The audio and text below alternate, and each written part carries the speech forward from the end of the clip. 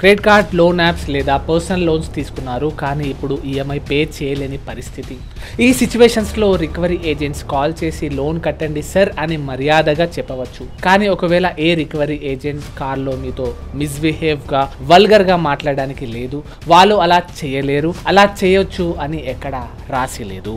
మిమ్మల్ని అబ్యూస్ చేయడం, కొట్టడం, మీ చుట్టాలకు కాల్ చేసి మీ గురించి చెప్పి మీ పరువు తీయడం అస్సలు చేయలేరు.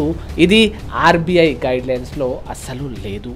ఒకవేళ మీరు టైంకి లోన్ పే చేయలేకపోతే ఒకటి గుర్తుపెట్టుకోండి, ఇది ఒక సివిల్ మ్యాటర్. ఇందులో బ్యాంక్ ఫస్ట్ మీకు లీగల్ నోటీస్ సెండ్ చేయాలి. కానీ ఏ రికవరీ ఏజెంట్ కూడా మీ దగ్గరికి వచ్చి మిస్బిహేవ్ చేస్తే సహకరించకండి.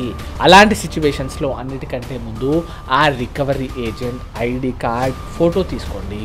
తను అక్కడికి వచ్చేసి న్యూసెన్స్ చేస్తే వీడియో రికార్డ్ చేసుకోండి. ఇంటికి వచ్చి న్యూసెన్స్ చేయడం, గోల చేయడం, తిట్టడం, మీ పరువు తీయడం, మీ ఇంటి గేట్లోకి పర్మిషన్ లేకుండా చొరవడం not only violation of RBI guidelines and ఇది ఒక క్రిమినల్ ఒఫెన్స్ కూడా under section 270, section 329, section 356, section 351 of Bharatiya Nyaya Sanhita. వెంటనే పోలీసులకు కాల్ చేయండి అండ్ తనకి వ్యతిరేకంగా ఒక ఎఫ్ఐఆర్ రిజిస్టర్ చేయించగలరు. ఇలాంటి విషయాల్లో పోలీసులు చాలా స్ట్రిక్ట్గా యాక్షన్ తీసుకుంటారు. దీంతో పాటు మీరు ఆర్బీఐకి అండ్ ఆ సంబంధించిన లోన్ యాప్ వాళ్ళకి కూడా వివరంగా ఒక మెయిల్ పంపండి.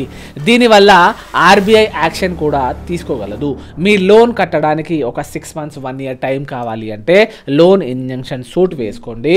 దీనితో మీకు లోన్ కట్టడానికి కోసం టైం దొరుకుతుంది. ఈ టైంలో మీకు లోన్ వాళ్ళు ఏ విధంగా కూడా డిస్టర్బ్ చేయడానికి లేదు.